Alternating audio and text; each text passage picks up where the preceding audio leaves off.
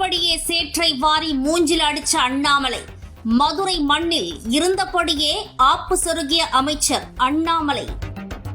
Tungsten திட்டத்தை ரத்து செய்ததற்கு முழு காரணம் தமிழக அரசுதான் என்றும், பணிந்தது ஒன்றிய அரசு என்னவெல்லாம் செய்தி வெளியிட்டு தங்களைத்தானே உசத்தி பேசி வந்த ஆளுங்கட்சி ஒரு பக்கம் இருக்க, அப்படியெல்லாம் ஒண்ணுமில்லை, இதற்கெல்லாம் காரணம் மத்திய அரசு மட்டுமே. அதற்கு மிக முக்கிய காரணம் அண்ணாமலை. போராட்டத்தின் போதே நேரில் சென்று அங்கு கூடியிருந்த மக்களை சந்தித்து பேசிய அண்ணாமலை, மேலூர் மண்ணிலே விவசாய மக்களிடம் இங்கு டங்ஸ்டன் திட்டம் வராது, அதற்கான முறையான அறிவிப்பை மத்திய அரசு அறிவிக்கும் என சொல்லியிருந்தார். அதுபோலவே ரத்து செய்து முறையான அறிவிப்பை வெளியிட்டது மத்திய அரசு. இதற்காக பாராட்டு விழாவை மதுரை கிராம மக்கள் மற்றும் விவசாய சங்கத்தினர் ஏற்பாடு செய்து நிலக்கரித்துறை அமைச்சர் மற்றும் அண்ணாமலையை வரவேற்று பெரிய விழா எடுத்துள்ளார். அப்போது பேசிய அண்ணாமலை என்ன சொல்லியிருக்காருன்னு பாருங்க. சில விஷயங்கள் பேசினாங்க. ஆனால் ஸ்டாலின் ஐயாவுக்கு இந்த மேடையிலிருந்து நான் பதில் பேசாமல் சென்று விட்டால் நான் வகிக்கக்கூடிய பொறுப்புக்கு தவறு செய்கின்றேன் என்கின்றார். ஐயா, சட்டசபையில தீர்மானம் போட்டதால் இந்த திட்டம் ரத்து செய்யப்படவில்லை என்பது ஒருத்தருக்கும் தெரியும். வார சட்டசபையிலே தீர்மானம் போடுவது மட்டும்தான் அவங்க வேலை. உங்களுக்காக, இங்க இருக்கக்கூடிய மண்ணின் மைந்தர்களுக்காக, உங்களுடைய குரலுக்காக, உங்களுடைய அழுகைக்காக, உங்களுடைய பேச்சுக்காக மோடி ஐயா உங்களோடு இருந்து ரத்து பண்ணிருக்கார். வேற யாருக்காக இல்லைங்க ஐயா. மாநில அரசு மிரட்டிருச்சு. மாநில அரசனுடைய மிரட்டலுக்கெல்லாம் மோடி அவர்கள் எப்பொழுதும் பயந்தது கிடையாது. அப்பெல்லாம் ஆட்சியில் உட்கார முடியாது. உக்ரைன் ரஷ்யாவுடைய கண்ணை விரல் விட்டு ஆட்டிக் கொண்டிருக்கக்கூடிய மோடி அவர்கள் இங்க இருக்கக்கூடிய மாநில அரசு பார்த்து பயப்படுற மனிதர் அவர்.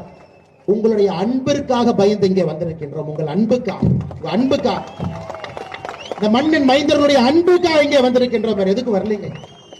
தொடர்ந்து உங்களுடைய அன்புக்காக என்ன வேணாலும் நாங்க செய்வோம். உங்களுடைய அன்பை பெறுவதற்காக மோடி அவர்கள் என்ன வேண்டுமானாலும் செய்வோம்.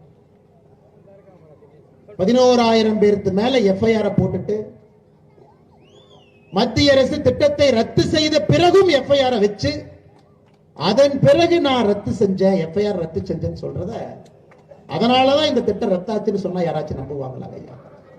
அதனால் மாநில அரசுக்கு ஒரே ஒரு வேண்டுகோள் வைக்கிறேன். ஒரே ஒரு வேண்டுகோள். நானும் விவசாயினுடைய மகனாக இந்த வேண்டுகோளை வைக்கிறேன். கர்ம வீரர் காமராஜர் ஐயா அவர்கள் ஆட்சி பீடத்திலிருந்து வெளியே வந்த பொழுது 1963 தமிழ்நாட்டில் பயிரிடப்பட்ட மொத்த பகுதிங்க ஐயா, மொத்த ஏரியா பயிரிடப்பட்ட 70 லட்சம் ஹெக்டேர். காமராஜர் ஐயா ஆட்சியிலிருந்து இறங்கும் பொழுது தமிழகத்திலே மேலூர், வெள்ளாளப்பட்டி, அரிட்டாப்பட்டி இந்த பகுதி எல்லாம் 70 லட்சம் ஹெக்டர்ல விவசாயம் செய்யும் பூமியாக கொடுத்துட்டு போனார். இன்னைக்கு வெறும் 46 லட்சம் ஹெக்டர் தான் இருக்கு.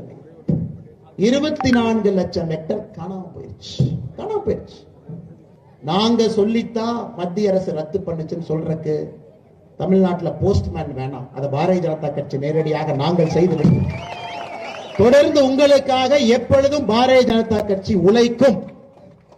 உங்களுக்கு உயிரை கொடுத்து தமிழகத்தை உயர்த்துவதற்கு பாரதிய ஜனதா கட்சியினுடைய ஒரு தொண்டனும் தலைவனும் எங்களை அர்ப்பணித்திருக்கின்றோம்.